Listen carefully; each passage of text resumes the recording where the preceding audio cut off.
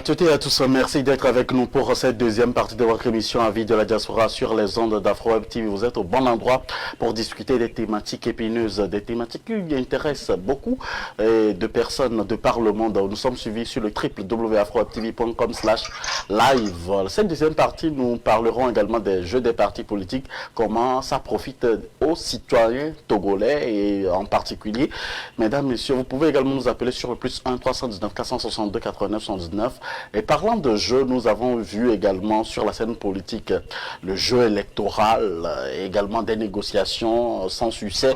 Nous avons vu également des boycotts de la part de l'opposition, le refus d'aller à la table de négociation, le référendum et beaucoup d'autres aspects de ce jeu qui nous rassemble tous, qui permet également à certaines personnes de remporter les élections chez d'autres, et d'autres contestent pendant des années. Et justement, donc, vous êtes au bon endroit, mesdames, messieurs, et nous allons recevoir très rapidement le premier auditeur pour cette seconde partie. Auditeur, bonjour. Bonjour, auditrices et auditeurs de Afro Web TV. Je salue les panélistes, grâce au Togo et Jean-Luc Omao. C'est Philippe Amidoti depuis la Belgique.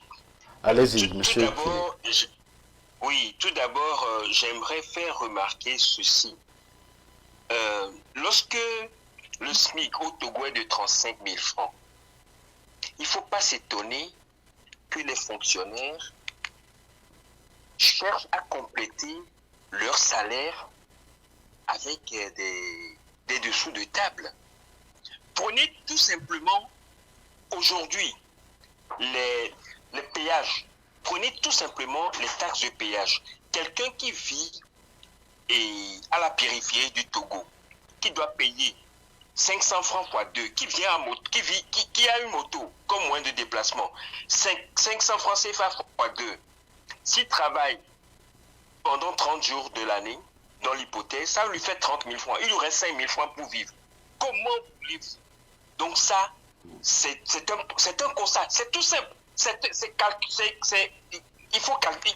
Avec sa calculatrice, on sait qu'on ne peut pas vivre avec ça. Donc lorsque les dirigeants, les gouvernants mettent en place ce mécanisme-là, on sait que fatalement, mécaniquement, ça va provoquer des débordements ou bien des anomalies que nous sommes en train de rencontrer. Ça, c'est le premier aspect. Le second aspect, j'aimerais rappeler ceci.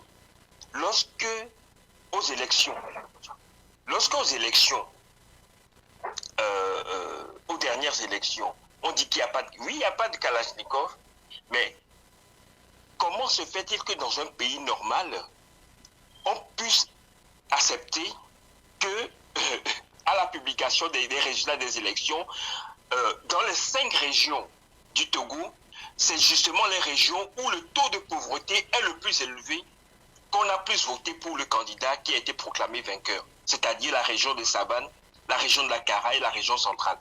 Là où le taux de pauvreté est le plus élevé, c'est là où on a voté pour le candidat sortant du RPT. Donc, il faudrait que M. Omao, toute raison gardée, comprenne qu'il y a quelque chose qui tourne pas rond au Togo. Il faudrait l'accepter. Et dernière chose que j'aimerais dire, je suis constant. C'est pas un Messie qui va sauver le Togo. M. Omao n'est pas obligé de devenir président du Togo avant que le Togo soit changé. Aujourd'hui, les textes de loi, la constitution qui régit le Togo, si la constitution était convenablement appliquée, nous serons très très loin. Donc je reviens pour dire ce que Jerry Rawlings a dit. Il faudrait doter l'Afrique non pas des hommes forts, mais des lois tellement costauds pour que même si le diable venait à prendre le pouvoir, il soit obligé de travailler pour l'intérêt général. Laissons ces discours-là des gens qui ont rêvé, qui sont devenus présidents au Togo. Il ne s'agit pas de cela. On n'est pas obligé d'être président de son pays avant de servir son pays. Merci. Merci, Monsieur Philippe Amidodji, de nous avoir appelé. Alors, vous pouvez faire comme lui en nous appelant sur le plus 1 319 462 89 79. Je sens que Monsieur Jean-Luc Romain a été interpellé et vos réactions, Monsieur Jean-Luc. Et... Bon, je ne sais pas pourquoi les gens sont focalisés sur ma personne. Ou bien c'est le fait que je supporte le chef de l'État qui cause problème. Ça... Bon, vous savez tout d'abord, je vais répondre à l'intervenant tout à l'heure. Le SMIC, c'est un salaire conseillé par l'État, au fait qui s'applique dans le privé. Le gouvernement togolais aujourd'hui ne paie pas le SMIC à un seul de ses fonctionnaires, pour que les agents de santé ne soient pas corrects et rigoureux dans l'exercice de leurs fonctions, ainsi que les militaires. Je sais ce dont j'en parle. OK? Donc, le SMIC, au fait, c'est un salaire conseillé pour les petits boulots des gens, par exemple, des ménagères qu'on a chez nous à la maison, que les gens ne paient pas bien, des choses comme ça. Mais le gouvernement, aujourd'hui, ne paie pas le SMIC à un seul fonctionnaire au Togo. Ça, j'en suis sûr à 100%. Okay. Je connais exactement combien un infirmier togolais gagne par mois. Je connais exactement combien un instituteur togolais, fonctionnaire, pas un vacataire, gagne à la fin du mois. Et puis, secondo, vous savez, il est vrai, hein, la pauvreté, c'est un peu partout, hein, c'est un peu partout dans la sous-région. Et l'intervenant vient de dire que c'est là où il y a le plus le taux de pauvreté que les gens votent le Parti uni. C'est parce que le gouvernement, aujourd'hui, le président Ford pratique une politique agricole à la base. C'est ce que les gens ne comprennent pas. Et les gens ne sont pas intéressés par ce qui se fait. Ce n'est pas d'avoir une agriculture développée avec des tracteurs. Non, ce n'est pas ce que le peuple a besoin aujourd'hui. Combien peut utiliser le tracteur Togo? Ils ont les moyens d'utiliser les tracteurs Togo, non? Mais aujourd'hui, il y a une politique agricole très terre à terre, par exemple la subvention de l'engrais, et le gouvernement a mis des tracteurs pour labourer le champ pour des gens. Les gens ne savent pas ce qui se passe en amont. Aujourd'hui, nos populations, à la base, ce n'est pas de ma faute, c'est de leur faute, s'ils votent unis. Les gens ont besoin d'une installation d'un forage pour qu'ils votent unis. Ce n'est pas de ma faute, c'est leur choix. Moi, je m'en tiens à leur choix. Je ne vais pas leur dire, ben, est-ce que c'est à cause d'un forage que vous avez voté candidat uni? Ce n'est pas de ma faute. C'est eux-mêmes qui ont fait leur choix. Moi, je constate. C'est en cela que je dis que l'opposition doit s'organiser. Comment se fait-il que là où il y a plus de pauvreté, les gens votent le Parti uni? Ben, diagnostiquer le problème et aller. Moi, je parle d'une façon générale. Moi, je ne suis pas dans les attaques contre qui. Moi, quand je parle, ouais, je n'attaque pas très l'opposition. Moi, plutôt même, je leur donne des créneaux pour savoir ce qui se passe. Aujourd'hui, le parti au pouvoir, là où les gens votent plus que monsieur de la Belgique vient de dire, il faut voir le nombre d'électeurs qui est là-bas. Si aujourd'hui, j'ai dit ça à M. Iou la fois dernière, il disait autre chose. Si UNI gagne les élections, ce n'est pas les plateaux, ils n'ont pas les centrales, ils n'ont pas le truc là. Tout le grand, ils n'ont eu que 400 000 voix. Allez consulter les chiffres de la CENI. Ce n'est pas les plateaux. C'est les plateaux de Noirtien jusqu'à Palimé, en passant par Takpame et autres là, et Lavagnon, tout ça là, c'est là où ils font le carton plein. Et c'est là où il y a plus d'agriculteurs, des grands agriculteurs au Togo, les gens qui sont dans le café cacao, qui cultivent le soja, le coton, c'est là où il y a les bonnes terres. Et là, c'est les gens qui sont dans des grands projets, dans des projets de l'État comme le PASA, comme le MIFA et autres. Moi, je parle d'une façon biaisée. Hein, je ne veux pas trop rentrer dans les détails, que telle personne a fait ça. Si l'opposition veut aller au pouvoir, si un parti politique va aller au pouvoir, il n'y a qu'à diagnostiquer les problèmes depuis 1990 et trouver des solutions. Vous ne trouvez pas des solutions. Quand je vois, il n'y a pas ça, il n'y a pas ça. Depuis que M. Clash est sur cette scène, il n'y a pas ça, il n'y a pas ça, il n'y a pas ça. Quelle solution il a proposée depuis qu'il parle là? Quelle solution il a proposée à l'opposition, à la société civile ou bien même au parti pouvoir? Il n'y en a pas. Si c'est accuser pour accuser, moi j'ai plus de temps là. Moi j'ai plus de temps d'accuser. Moi je suis dans une politique constructive. Aujourd'hui, moi-même depuis les États-Unis, je saisis des ministres. Il y a ça qui ne marche pas. Par exemple, pour les toits d'araignée dont M. Clash lui avait parlé, et les toits d'araignée, c'est l'électricité, quoi, les fils d'électricité qu'il appelle. Moi, j'étais administrateur de la société. Je connais bien ce problème. Le problème qui se pose, c'est que aujourd'hui, tout est moyen. C'est que quand il parle de budget avec son background de MBA, que le budget est temps et puis la cuisse, je te dis, mais c'est quel MBA effectivement tu as eu? Un budget, c'est l'addition des projets, c'est l'addition des factures, des projets élaborés tout au long d'une année. Et aujourd'hui, est-ce que vous, en tant que MBA aux États-Unis, vous êtes sûr que le pouvoir peut élaborer un budget pour corriger tous les toits d'araignée de Lomé jusqu'à Saint-Cassé? Non, c'est impossible. Vous savez combien de milliards ça représente pour la société? Je vais vous donner ce qui se passe réellement. Avant que la société ne fasse une extension dans une zone donnée, tout d'abord, on va voir le nombre de personnes qui peuvent s'abonner. Parce qu'après tout, c'est des prêts que la société octroie auprès des banques. Et c'est des prêts qu'il faut rembourser avec des intérêts. Parce qu'aujourd'hui, le Togo ne coupe pas la monnaie. Aucun pays africain ne se lève aujourd'hui pour dire que j'ai besoin de 10 000 milliards pour mon budget et c'est ça que je vais mettre sur la table, moi-même je vais couper. Ça n'existe pas en Afrique. Ceux qui ont eu la chance de développer leur pays, Dieu merci, c'est parce qu'ils avaient eu une bonne coopération avec l'Occident à l'époque donnée. Nous, chez nous, tous les pays francophones d'Afrique, au moins de la côte ouest africaine, ont tous ces problèmes.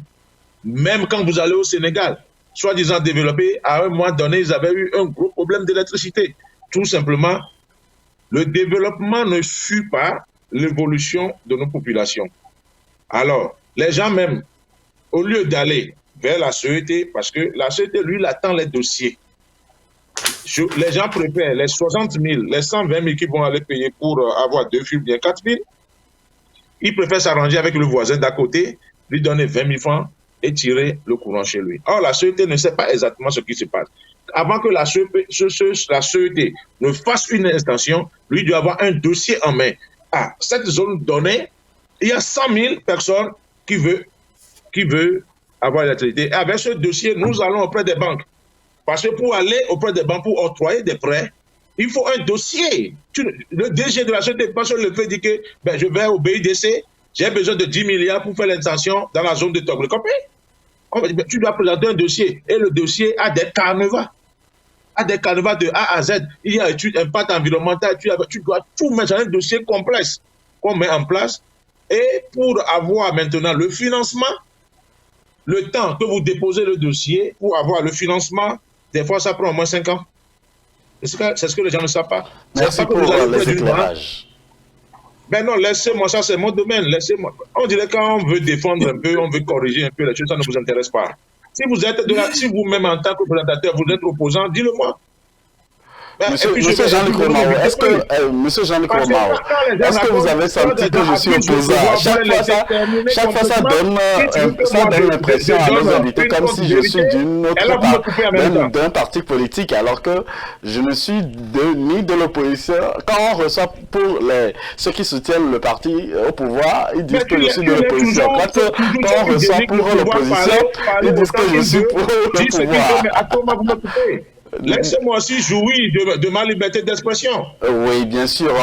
On vous a laissé pendant 3 minutes pour répondre aux questions posées. Donc maintenant, je comprenais que c'est le tour également donc, de M. Classieux également de répondre à nos questions. J'ai fait 2 minutes 10 secondes. Non, mais pas du tout, monsieur Jean-Luc Romao. Ne travaille pas bien. J'ai quelque chose ici qui note tout ça là. Alors, on poursuit le débat. Merci pour votre compréhension, monsieur Classio. Aujourd'hui, on constate que on a constaté dans le passé le boycott des élections. Il y a d'autres personnes qui jugent même ceux qui se sont présentés au Sénat, qui a été donc la négociation faite par les opposants avec les gouvernements dernièrement, et également le référendum, plusieurs aspects donc sur le jeu politique togolais. Alors dites-moi concrètement, Est-ce que ça profite aux Togolais, tous ces abstentions, tous ces jeux-là, aujourd'hui, qu'on voit sur le terrain politique togolais? Je sais profiter de mes 3 minutes, il est 47, et je vais rapidement corriger certains dossiers rapidement. Vous savez, quand on parle de SMIC dans un pays, cela ne veut pas dire que c'est ce qu'on paie aux gens. Non. C'est un salaire minimum d'un pays. C'est un facteur sur lequel on se base pour pouvoir faire beaucoup de choses. Donc, ce ne va pas dire que c'est ça qu'on paie. Il faudrait que les choses soient claires. Le SMIC, l'intervenant qui a parlé, qui a appelé de Belgique, parle de SMIC. Il le dit parce qu'il sait le facteur SMIC dans un pays, ce que ça joue dans la vie du développement d'un pays. Donc, il faudrait que les gens prennent les choses au sérieux. Parce qu'à la tête de notre pays, c'est un MBA qui a fait le MBA aux États-Unis. Ok, maintenant, quand le SMIC est à 35 et on nous dit qu'on paie d'autres salaires aux gens, il faut voir comment la vie est chère dans ce pays. Et on ne nous parle pas du salaire dont on parle, dont on paie aux gens. On fait la peinture économique au Togo et on nous parle d'autre chose. Je ne voudrais pas aller en détail parce que j'ai 3 minutes. Quand on nous parle aujourd'hui de la COT et on nous parle de l'administration de la COT, on nous parle des prêts, le délai que le prêt fait, je voudrais signaler à mon frère que quand un pays suit les principes démocratiques, quand un pays respecte les règles judiciaires, quand un pays respecte les canevas et les procédures administratives dans un pays, la banque qui suit ce qu'on appelle les lignes internationales pour octroyer un prêt ne peut pas mettre tout ce temps-là pour pouvoir donner son accord sur un dossier de prêt. C'est parce que les dirigeants qui sont à la tête des institutions, et surtout au niveau de la COT, dont vous étiez un administrateur privilégié, il y a une incompétence notoire et une mauvaise gestion à la tête de cette institution, ce qui fait que les prêts et tout ça là ne respectent pas le délai normal. Et ce que je suis en train de vous dire, le président qui est à la tête de votre pays, le Togo, peut vous le dire en vous expliquant clairement et en détail. C'est parce que le pays dans lequel nous sommes au Togo, le pays ne respecte pas les règles. Et pour cela, il faudrait que les institutions internationales qui respectent certaines règles puissent se méfier avant d'octroyer certains prêts. Donc, pour rendre un pays normal, quelqu'un vous l'avait déjà dit, il faut que les institutions soient fortes. Il ne faut pas que les voix soient fortes plus que les principes, les procédures et les méthodes. Et c'est ça qui manque dans notre pays, le Togo. Mesdames, mademoiselles et messieurs, on me dit ici qu'on ne propose pas des solutions. Les solutions ont été proposées. Quand on dit au Togo que depuis 1963 jusqu'à aujourd'hui, les élections ne sont jamais organisées de la manière normale qu'il faut, il faudrait qu'un organe de l'ONU, il faudrait que les gens soient associés, il faudrait que les experts fassent des recommandations qui ont été faites tout récemment. Les experts de la CEDEAO étaient au Togo et ont fait des recommandations. Le RPT-UNIR est le parti politique qui a rejeté même les recommandations de la CEDEAO. C'est pour vous dire que les gens sont plus forts, plus que les institutions nationales et régionales. Et c'est cela qu'on appelle la dictature. Et dans ce pays, rien n'est normal, à part la tuerie et la sauvagerie. Merci, M. Classio. Mesdames, Mesdemoiselles et Messieurs, je vais revenir rapidement Monsieur, à votre merci, question. M. Classio. Votre temps 45 d'antenne est minutes, fini. 52 Votre minutes. temps Ça fait d'antenne est 5 fini. minutes qu'il a la parole. 5 minutes. Ok. Monsieur Classio, votre temps d'antenne est fini. Alors, que faire pour que le jeu des partis politiques profite aux Togolais? Monsieur Jean-Luc Romao. Vous savez, tout d'abord, la question est mal posée. Jeu de partis politiques. Les partis politiques ne doivent pas profiter aux Togolais. Les Togolais doivent s'inviter dans le développement de leur pays pour profiter des ressources de leur pays. Les partis politiques sont là pour faire le jeu politique politicienne. Ça existe partout au monde. Et moi, je vais toujours le dire. Tant que vous êtes là à rêver que c'est le changement qui va apporter la solution à vos problèmes, vous allez noircir de jour le jour. Vous allez souffrir éternellement. Les partis politiques, les politiciens n'ont jamais trouvé de solution à des individus.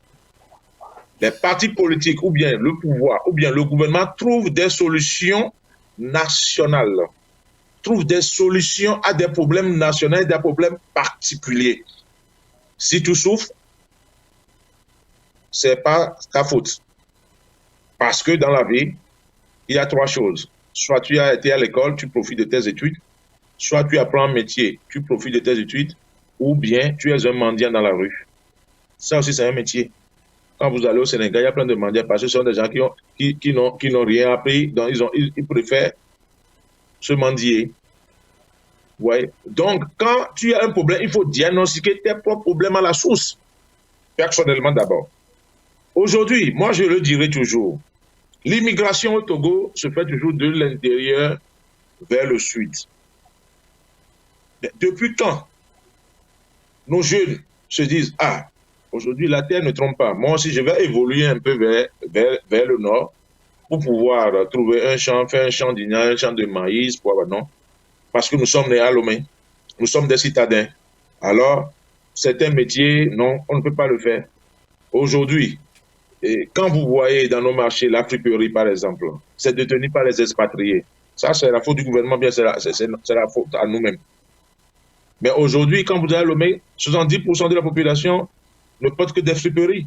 Est-ce que vous, de la diaspora, vous vous êtes une fois organisé à avoir ce marché de friperie pour pouvoir bénéficier de nos frères? Non. On attend la tenance, on critique pour critiquer. Il n'y a pas ça qui manque, il n'y a pas ça qui manque.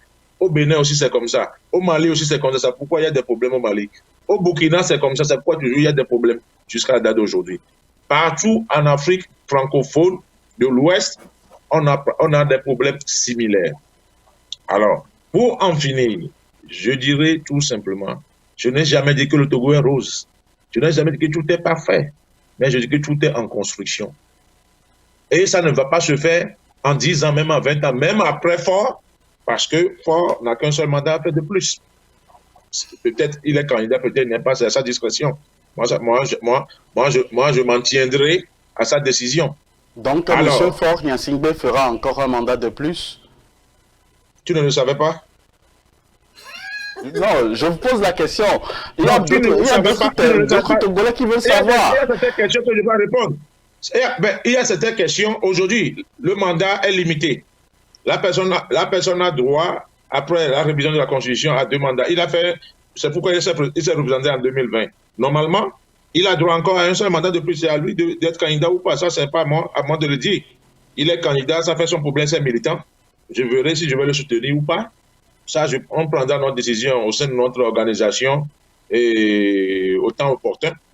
Mais aujourd'hui, moi, je le félicite beaucoup parce qu'au moins, il a accepté de limiter le mandat. Le seul point qui restait dans l'application de l'accord de l'APG. Sinon, tout le reste a été appliqué.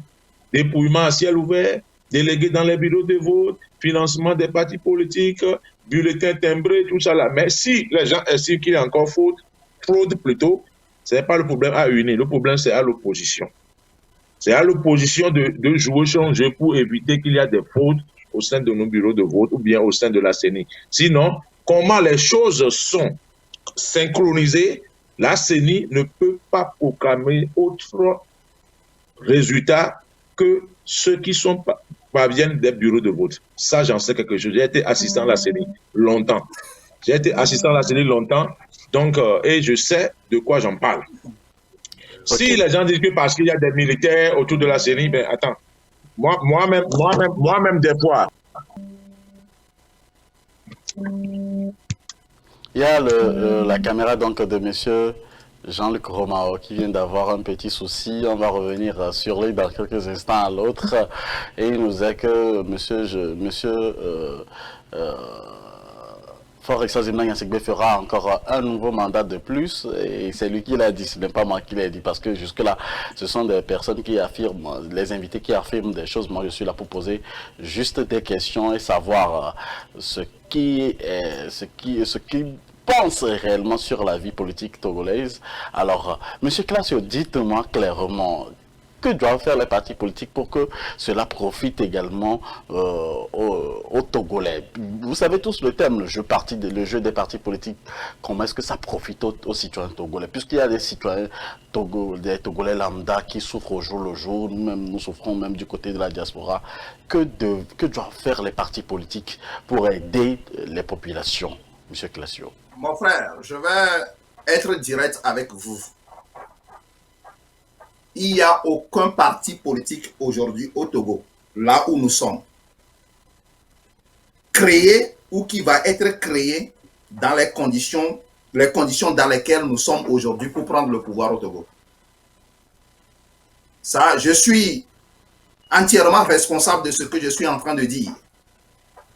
Tant que on nous dit publiquement encore que Faure Gnassingbé a un mandat à briguer parce qu'il vient de limiter les mandats présidentiels à 2 et qu'il est à son premier mandat et que le second mandat arrivera, il n'y a aucun parti politique au Togo qui peut prendre le pouvoir. Ça, il faudrait que nous soyons clairs. Tout ce qu'on est en train de nous citer, de nous réciter, ce sont des choses écrites sur papier. Et qu'on est en train de faire ce qu'on appelle la peinture politique pour faire croire aux gens que quelque chose se passe. C'est faux. Les élections sont pipées avant même le déroulement de tout. Donc, si on nous dit, surtout, quand le camp fort est dans la... Je l'ai dit sur les antennes ici, avant les élections passées, que je suis malheureux d'écouter que Faure Gnassingbé va encore aux élections présidentielles. Ce ne sont pas les résultats, ce que Jean-Luc Romao est en train de dire, que la CENI est constituée à telle façon qu'on ne peut rien faire à part les résultats qui arrivent, est un mensonge pur, permettez-moi de le dire. Au Togo, les élections qu'on organise, on ne compte même pas ces bulletins de l'intérieur. On les compte dans les bureaux de vote par moment et en cours du chemin vers la CENI, il y a d'autres voitures qui sont là remplies des urnes qui sont là et qui viennent à la CENI. Jean-Luc Romao doit être un citoyen normal pour pouvoir parler et dire la vérité aux Togolais. C'est ça qui est important aujourd'hui. Je vous dis tout simplement, je suis très malheureux d'écouter que Faure Gnassingbé va briguer encore un autre mandat. Et si cela s'avère vrai, il n'y a aucune chose à faire. Aucun parti politique ne peut rien faire parce que les armes sont déjà là pour pouvoir mettre Faure au pouvoir. C'est ça.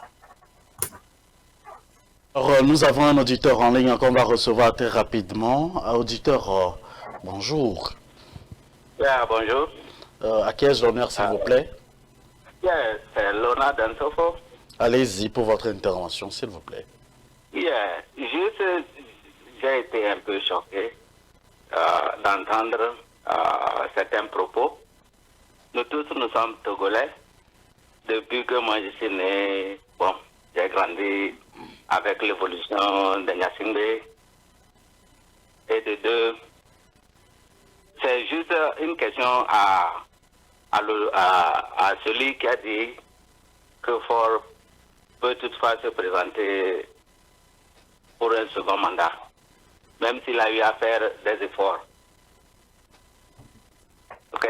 La question est que s'il arrivait qu'il se présentait en 2025 et qu'il gagnait les élections, pour un Togo apaisé, est-ce qu'il pense que Faure ne peut plus modifier encore la Constitution pour briguer encore un autre mandat? Ça, c'est une question de probabilité. Il n'a qu'à réfléchir un tout petit peu à ça, parce que les Togolais, nous ne sommes que peut-être 7 à 8 millions, et que chacun est appelé à devenir un jour un président. Ok? Peu importe qu'on est intellectuel ou pas. La question que je vais lui poser est que est-ce qu'il ne serait pas préférable de commencer par enseigner les Togolais un tout petit peu de l'honnêteté? L'honnêteté en quoi? Ce qui veut dire que le respect d'abord entre nous et que essayer d'éviter de détruire son prochain pour quelque chose. Même si on ne construit pas ce pays-là, le pays ne pourra jamais être construit par force. Chacun de nous est venu et nous avons vu la terre. Bon, au départ, la terre existait. Chacun de nous va venir vivre et laisser la terre. Si nous ne laisserons pas la terre va nous laisser. Donc, pour moi, je penserais que au moins, si il arrivait un jour qu'il accepte céder le fauteuil à quelqu'un d'autre. Moi, je n'ai jamais vu en Afrique et principalement au Togo quelqu'un essayer de dire que dans mon parti, je vais essayer de préparer quelqu'un à mon successeur. Il n'y a jamais eu ça en Afrique. Tout le monde arrive au pouvoir de façon aléatoire. Et personne n'est prêt pour prendre un pouvoir. Comme on le dit, des fois on entend des discours que je n'ai pas préparé quelqu'un. Combien de temps il faut pour préparer quelqu'un pour le relayer? Imaginez nous-mêmes qui avons des enfants. Si tu n'es pas derrière cet enfant pour l'obliger à faire quelque chose, penserez-vous que cet enfant est prêt pour vous venir en aide dès qu'on sera vieux? Donc, de toutes les façons, il y a des gens qui sont aussi dans le parti UNIR qui peuvent gouverner correctement, même plus que Faure. C'est ce que moi je vois. Même plus que Faure. Il n'a qu'à essayer. C'est-à-dire que la voie doit être libre à chacun de nous pour exprimer ce qu'il pense. C'est ce que moi je vois. Il y a des gens dans le RPS, dans UNIR, qui peuvent mieux faire que ce qu'il est en train de faire. Merci. Ne dis pas que c'est ce que je vois. Hein. Merci. On a saisi votre position aussi. Ça fait plaisir de vous écouter. Donc, pour moi, s'il arrivait en 2025, il dit qu'il va modifier. Celui qui a dit qu'il peut toutefois se présenter, ce n'est pas une affirmation. Il peut aller ou pas. S'il arrivait qu'il modifiait encore, est-ce que cette confiance qu'on lui a attribuée ne peut pas disparaître un jour? Donc c'est tout. Sinon, moi, je n'ai rien à faire avec... Merci beaucoup de nous avoir appelés. Je n'ai rien à faire avec Faure. Merci de nous avoir appelés. Alors, nous avons un autre auditeur en ligne, M. Philippe Amedodi, qui revient. Et merci à M. Jean-Luc Romao, qui a fait tous les efforts pour revenir. Merci pour votre compréhension, pour tous les efforts que vous faites pour nous aider. Allô, auditeur en ligne, M. Philippe. Oui, je reviens encore. Merci à M. Omao. Il a essayé, mais je ne sais pas s'il a fait sciemment, mais il est passé complètement à côté de ce que j'ai dit. Donc, je vais lui expliquer le sens de mes propos. Le fait que les résultats des dernières élections, en tout cas du 22 février 2020, aient montré que plus on est pauvre, plus on vote pour le candidat sortant est une aberration. Donc, ça veut dire que les élections, les résultats publiés ne sont pas réels, n'ont rien à voir avec la vérité des urnes. donc il y a traficotage. Dans ces conditions-là, si M. Omao nous dit encore que Fort se présente pour 2025-2030, et on se pose la question, est-ce qu'un opposant pourrait faire mieux? Ça veut dire que les dés sont pipés. Les dés au Togo ont toujours été pipés. M. Omao, et souffrez que votre champion, qui est fort là, n'a jamais gagné d'élection au Togo. Son papa non plus. C'est toujours des traficotages. Lorsque je parlais du SMIC et que M. Omao disait que les SMIC, c'est vrai, les SMIC, c'est validé par l'État, mais c'est un accord au niveau du patronat. D'accord? Mais si on dit que le minimum qu'on puisse payer à un gardien, à un technicien, est de 35 000, ne pensez-vous pas que il y a la problématique du pouvoir d'achat? Vous avez déjà vu un pays se développer alors que les gens n'ont même pas de quoi mettre sous la dent? Pire encore, M. Omao, je crois que vous parlez, vous critiquez les gens d'avoir fait les milliers et tout là. Est-ce que vous imaginez dans quel pays? Vous êtes aux États-Unis.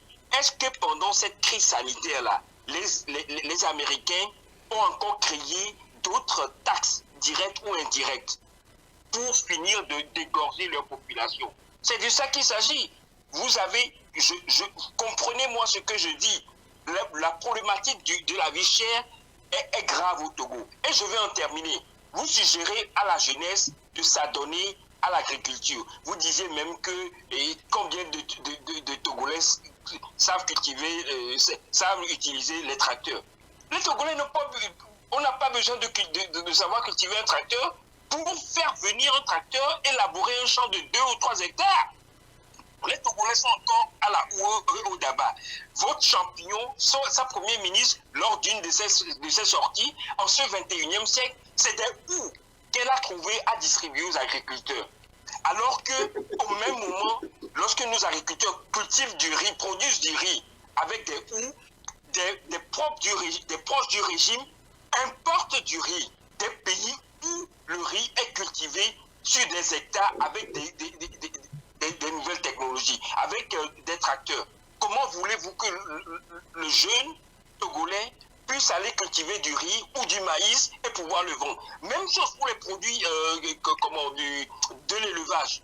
On importe des surgelés, c'est nous qui cachent le marché. Ça s'appelle de la concurrence déloyale, du dumping social, que ça s'appelle, si vous voulez, de gros mots. Donc, M. Omao, oui, votre champion, là, pour revenir à lui, il a tout faux. Soit il n'a rien compris, ou soit il est d'un cynisme qui lui fait faire souffrir les Togolais pour rien du tout. Soit on veut diriger un pays, et lorsqu'on le fait, c'est pour le bien-être des populations, soit on estime que les populations ne vous aiment pas et vous avez décidé de les punir. Au Togo, on punit les Togolais pour rien du tout. C'est de ça qu'il s'agit.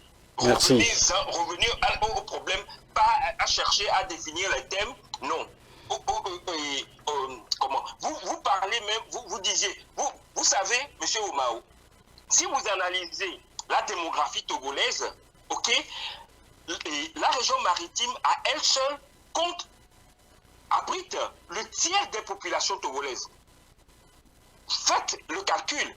Si la région maritime qui abrite le tiers déjà est la région des plateaux, densément peuplée, parce que plus on va dans le nord, plus les conditions de vie sont sévères et ces régions-là sont moins densément peuplées. Fort dit qu'il a gagné dans ces régions-là. C'est un mensonge déjà. Et comme il n'y avait pas la possibilité de vérifier, de récolter les PV dans ces régions, la CENI dit que voilà, Fort ayant fait des scores faramineux au nord du pays, donc au nord et au centre du pays, c'est lui qui a gagné. C'est de la tricherie. C'est pour vous dire que c'est de la tricherie. Et ça, on ne gouverne pas un pays comme ça. Si c'est dans ces mêmes conditions que Fort compte encore aller aux élections en 2025, le Togo n'est pas sorti de l'auberge. Merci. Merci, monsieur Philippe Amidodi de nous avoir appelé. Et monsieur Jean-Luc Romao, vous vous sentez interpellé également dans cette intervention. Ouais. Vous allez réagir pendant 3 minutes. Tout d'abord, toutes mes excuses parce que Je croyais qu'on allait finir vers 1 heure, donc toutes les personnes qui devaient m'appeler ont commencé à appeler après 1 heure. Donc je ne savais pas que l'émission allait Nous avons durer. débordé un peu aujourd'hui. Oui, oui. Allez-y pour votre intervention, vos réactions par suite à la réaction de M. Vous savez, laissez tomber ces propos hostiles à l'égard du Niger. Laissez tomber ce côté. La réalité est tout autre sur le terrain. La réalité est tout autre sur le terrain. Je le dirai et je le dirai aujourd'hui. Je donne un exemple par rapport au dernier local. Si l'élection, je ne dis pas qu'il n'y a pas de fraude, hein. Moi je parle de ce que je vois et je ne, Non, moi, monsieur, je ne dis vous pas aviez dit tout à l'heure que la CENI, Oh, vous aviez dit tout à l'heure que la laisse-moi parler. Monsieur Classieux, vous n'avez pas la parole. Je vais vous muter, s'il vous plaît. Monsieur Classieux, vous n'avez pas la parole. Monsieur Jean-Luc Romao, Monsieur Jean-Luc Romao, écoutez-moi, s'il vous plaît, mettez-vous très bien dans votre cadre, puisqu'il y a votre tête qui est en train de se couper par rapport à la qualité d'image. Monsieur Jean-Luc Romao, asseyez-vous très bien. Voilà, je vous aime comme ça. Alors, Monsieur Classieux, je viens de vous muter, vous n'avez pas encore la parole. Je vais donner le temps d'antenne également à vous, à Monsieur Jean-Luc Romao. Monsieur Jean-Luc Romao, allez-y. Bon, vous savez, ça devient un combat position contre un partisan de Fort Gnassingbé, ou bien un partisan du pouvoir. Donc, puisque la diaspora est acquise à l'opposition, donc moi je suis là, je suis très tranquille, très à l'aise. Vous oui, même toi-même. Non, monsieur Jean-Luc Romao. Non. Allez-y, répondez à la réaction donc de l'auditeur. Non, je vous dis, je vais répondre d'abord à M. Claude. J'ai dit la CENI ne peut que proclamer les résultats qui lui sont parvenus par les bureaux de vote signés par les PV. C'est comme ça que c'est établi.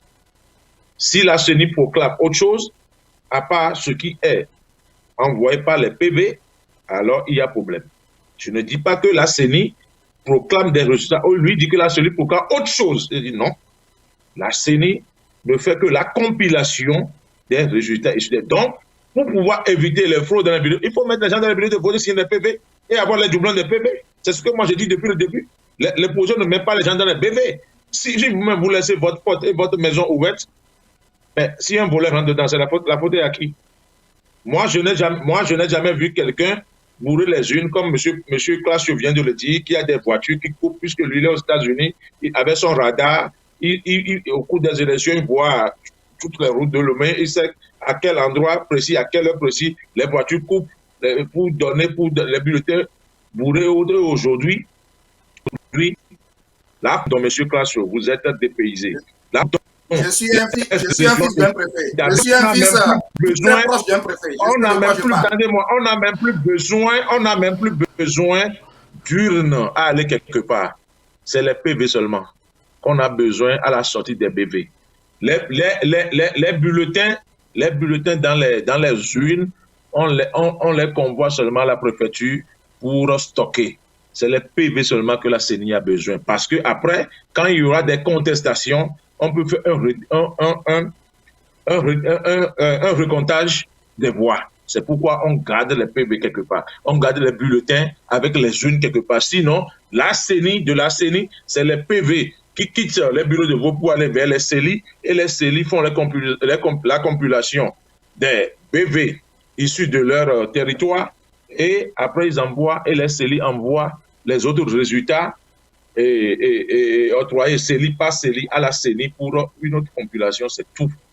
Sinon, la CENI ne dépouille pas les bulletins de vote pour qu'une voiture et on bourde une voiture de bulletins de vote pour envoyer à la CENI. Non, c'est archi, il faut que vous êtes dépaysés. Vous êtes toujours dans le discours des années 90. Je suis désolé. Secondo, pour répondre au monsieur, je n'ai jamais dit que le Togo est rouge. Et puis, je n'ai jamais dit que Fort Gnassingbé sera candidat en 2025. J'ai dit qu'il a le droit d'être candidat. Mais vous ne comprenez pas le français. J'ai dit qu'il a le droit de se... C'est différent qu'il va se présenter. Pourquoi vous m'attribuez des choses que je n'ai pas dit? J'ai dit qu'il a le droit de se représenter. Parce que, selon la nouvelle constitution, il peut se représenter 2 fois. C'est ce que j'ai dit. Et j'ai bien précisé, c'est à lui d'être candidat ou pas. Alors vous êtes là, j'ai dit qu'il a... Qu'est-ce que vous comprenez même? Vous haïssez tellement fort dans à ce point? Vous, les gens de la diaspora? Mais non, le Mali a la diaspora, le Ghana a la diaspora. J'entends dire tout le temps que le Togo est bien, que moi je suis venu aux États-Unis. Vous savez combien de Ghanéens qui sont dans la diaspora? Vous savez combien de Nigériens sont dans la diaspora? Vous savez combien de Burkinabés sont dans la Mali qui a la tenance chez eux? Aujourd'hui, le monde, c'est une planète. Je peux choisir vivre là où je veux. Le monde, c'est une planète. C'est un gros village. Le monde. Je peux choisir vivre là où je veux. Selon mes convictions personnelles, selon mon calendrier personnel. Ça n'a rien à voir avec la politique qui se fait chez mon pays. C'est un la diaspora est toujours clipsée. Quand on voit dans les autres pays, des gens qui ont dit qu'il y a même, ce sont des gens qui élaborent entre eux-mêmes, qui cherchent des financements. Parce que j'entends dire, la fois dernière, je discutais avec quelqu'un qui me dit qu'il avait envoyé, comme M. Classo dit qu'il est dans le domaine de la santé, des appareils, tout ça là, c'est arrivé au port et qu'on n'a pas voulu l'aider à détourner. Je dis, mais attends, donc chez vous là, vous ramassez des choses ici, vous envoyez à un État souverain, sans même avoir des dossiers au préalable, sans même avertir quelqu'un, vous envoyez des machines au port, et que maintenant, parce que on en a besoin, le gouvernement dit, quelqu'un a envoyé des machines depuis les États-Unis, alors il faut reçu les papiers pour le faire sortir, ça se passe comme ça. Soyez un peu raisonnable quand même. La gouvernance a des lois, a des règles strictes partout, même si demain, un opposant vient au pouvoir, il ne fera pas grand-chose que ce qu'il est en train de faire. Parce que les lois sont établies comme ça. Au Bénin, c'est pareil. À moins que le gouvernement même a voté une loi, mais vous pouvez faire ramener tout ce que vous voulez dans ce pays gratuitement. D'accord? On va vous l'appliquer. Mais moi, je suis l'État, un État souverain ne fonctionne pas comme ça. Un individu se lève, dit que lui fait un deal avec un État. Depuis quand aux États-Unis, les gens se lèvent comme ça pour dealer, pour faire des deals avec l'État américain. Partout, la gouvernance, c'est pareil. C'est pareil. Pourquoi chez nous, ça sera différent? Parce que vous êtes de la diaspora. La diaspora, ce n'est pas un droit, ce n'est pas un privilège par rapport à d'autres citoyens qui sont au pays. Ce n'est pas un privilège d'être dans la diaspora, quand même. Soyez plus raisonnable. Moi, je suis aux États-Unis, je me fais petit. Je ne gêne pas. Quand j'ai quelque chose à faire avec le mouvement, je respecte les canevas établis parce qu'il y a des choses. Quand M. Clash nous disait tout à l'heure que la CET, il faut des prêts, il faut tout ça, tu racontes ta vie quand même. Tu racontes ta vie. Je suis désolé. Pour avoir un prêt, ce n'est pas une histoire de gouvernance, une histoire de règles. Non. Toi-même, à l'heure où tu peux présenter un projet, si le projet est bancable, mais tu vas suivre des canevas. La banque, si c'est des prêts à des milliards, on ne parle pas de votre microfinance que tu as géré à Tchévier là. C'est pas ça de ça, je parle où tu envoies un document là, avec trois tampons pour pouvoir... Non, je te parle des milliards. Quand moi j'ai pu octroyer 30 millions de dollars à la Banque mondiale pour rénover, pour faire l'extension, vous voyez, quand vous allez dans la zone de à Vepozo jusqu'à Dagué, tout ça là, vous avez il y a des poteaux en inox. C'est des prêts qu'on a eu depuis la Banque mondiale qu'on doit rembourser à bout de 30 ans. C'est un dossier que j'ai piloté durant 4 ans de mon mandat avant d'octroyer auprès de la Banque mondiale. Quand vous allez à la banque Basic Bank, vous allez à Exim Bank, tout ça là, non. Le temps que vous discutez, ce n'est pas un dossier que vous prenez. Eux-mêmes, ils font des études à eux parce qu'ils doivent être sûrs que vous allez rembourser à bout de 30 ans. Ce n'est pas que votre pays a une bonne politique, l'alternance politique, que la banque va voir que vous avez une bonne tête. Sinon, tous les pays qui ont eu l'alternance dans la sous-région, le Mali, ils auront des financements pour développer le pays, pour que le pays soit comme Paris ou bien New York. Merci, monsieur Jean-Luc Romao, pour votre intervention. Nous sommes à la fin de cette émission. Nous avons débordé un peu pour ce numéro de votre émission Avis de la diaspora. Alors, monsieur Classio, ma dernière question pour vous. Selon vous, aucun leader de l'opposition ne peut jamais remporter les élections au Togo? Si oui, et comment est-ce que nous devons faire? Comment est-ce que l'opposition doit faire? Vous avez 3 minutes, s'il vous plaît. Très efficace. Moi, je n'ai jamais dit que j'ai envoyé quelque chose au port autonome de Lomé et que quelqu'un a refusé de faire sortir cela. Non, je n'en verrai jamais parce que Je n'ai pas dit ça. Je n'ai jamais fait ça. Il faudrait que nous corrigions les choses. Quand je parle des banques, je parle des règles. Quand un pays est normal et respecte les règles des institutions internationales, un pays est normal et que les gens qui sont à la tête de cette institution sont crédibles et que les compétents montent des dossiers avec des points techniques qu'il faut dans le dossier ne prendra pas 5 ans. C'est parce qu'on ne vous croit pas.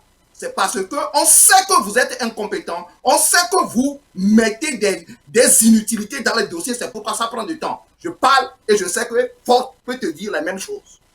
Ok. Je vais répondre rapidement à votre question. Oui, au Togo d'aujourd'hui. Quand Faure Gnassingbé va se présenter aux élections présidentielles de 2025, comme son militant vient de nous le dire, clairement, que Faure sera aux élections présidentielles de 2025, personne ne gagnera les élections. Parce que, je viens de le dire, que les élections sont pipées à l'avance. Mon frère est en train de nous dire des choses qui ne sont pas réelles.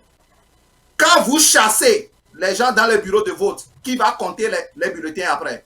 Parce que les PV sont dans les maisons des préfets. Je suis un fils d'un préfet et d'un maire de la préfecture de Zion. Je sais comment ça marche. Quand les PV sont signés et restés dans les maisons, déjà bloqués dans les voitures, et on convoie vers la CENI, où vous êtes déjà là pour pouvoir constater que les PV là ne viennent pas des bureaux de vote, il faut être honnête pour dire ça, la vérité au peuple. Moi-même, je l'ai vu. Et c'est ça que je te rappelle. Ce n'est pas une histoire et ce n'est pas une rhétorique. C'est la vérité, la réalité que vous connaissez au niveau de votre CENI dont vous êtes membre. C'est ça la réalité.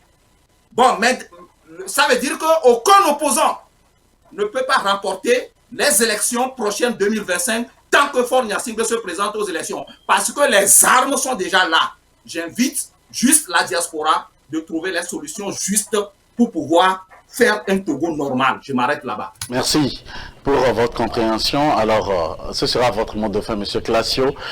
Monsieur Jean-Luc Romao, quel est le leader qui peut remporter les élections, qui a la chance de remporter les élections? Et votre mot de fin. Tout leader peut remporter une élection au Togo s'il s'organise, s'il trouve les moyens nécessaires.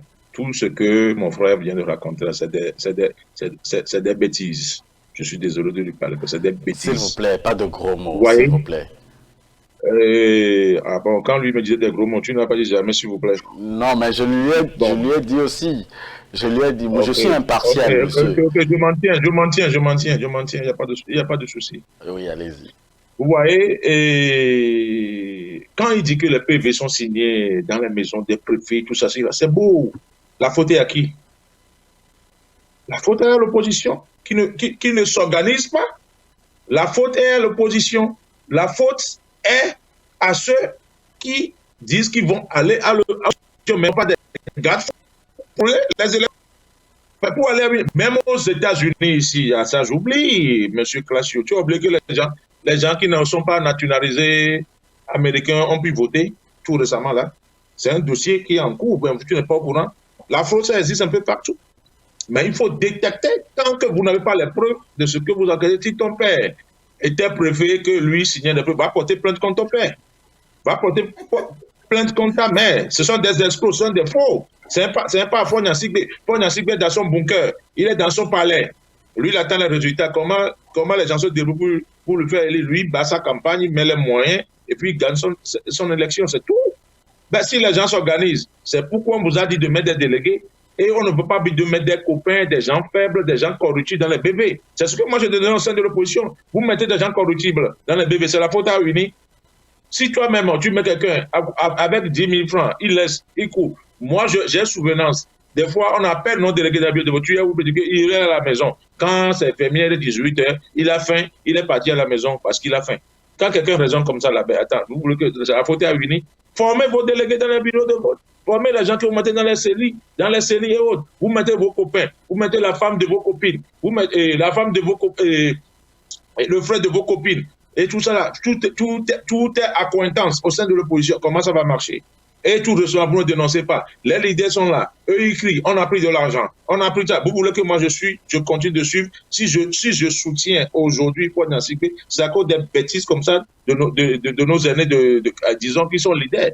Eux, ils sont là, ils s'en vont notamment quand Nicolas Lawson disait, ils sont là à tout moment. Mais dans la nuit, ils vont dans les salons des barons, ils boivent des champagnes, ils crient, ils sont leurs amis. Même leurs enfants ont pour parrain de baptême un baron du pays. Vous voulez qu'il raconte quoi? J'ai analysé tous les contours avant de prendre une décision de soutenir Faure Gnassingbé. Je ne suis pas levé un beau matin pour dire que je vais soutenir Faure Gnassingbé parce que j'en ai marre de ces leaders. J'en ai marre de ces faux leaders. J'en ai marre de tous ces leaders-là qui racontent autre chose aux populations alors qu'ils sont des amis. Et j'avais dit dans votre émission, quand vous placez quelqu'un dans un bureau de vote de l'opposition, sur 100 personnes que vous placez, au fait, c'est 70% sont au moins des militants d'UNI. Parce que vous n'avez personne pour mettre dans les bureaux de vote. Et c'est les militants d'UNI qui vont même compléter nos manquements dans les bureaux de vote. C'est ça la vérité. C'est pas de dire qu'il y a fraude, il y a fait ça. Non, non. Il faut commencer, il faut commencer à accuser nos leaders. Il faut commencer à leur dire la vérité que pour gagner une nation, il faut au moins faire le nécessaire. C'est-à-dire remplir en masse tous les bureaux de vote, à moi au moins. Vous dites que le peuple est derrière vous, vous n'arrivez même pas à trouver une seule personne par bureau de vote. Est-ce que c'est normal? Et les gens trouvent que c'est normal? Regardez tout ce qui s'est passé avec la DMK tout récemment, tout ce que Sana a fait sortir après. Quand eux-mêmes, Mme Adamago pleurait qu'on n'a pas de gens dans le bureau de vote. C'est comme ça, les observateurs vont venir, ils vont dire que la DMK de Monseigneur Kodo n'a pas d'observateurs dans les bureaux de vote. Tu n'as pas entendu ces audios? Est-ce que c'est normal? Les gens qui crient que le peuple les a votés. Le peuple qui vous vote là ne peut pas rester dans les bureaux de vote. Vous ne pouvez pas trouver 9 000 personnes par bureau de vote. 9 000 seulement, par bureau de vote. Si vous doublez 18 000, à maximum 30 000 personnes, ça, le tout est joué. Vous n'arrivez même pas à ça parce que vous êtes tous dans le mobilisme chaque jour. L'opposition togolaise ne travaille pas dans les papiers, dans les cahiers. Eux, on sort dans la rue, on mobilise, on va sur les réseaux sociaux comme M. Clachiolem là. Alors, on a mobilisé, on a lancé des gars. Ça, c'est 90, c'est quoi dire les 18 derniers cadres. Aujourd'hui, nous sommes dans un monde intellectuel où il faut que tout se prouve. Vous devez prouver qu'on vous a volé. Vous devez prouver que vous avez fait ça.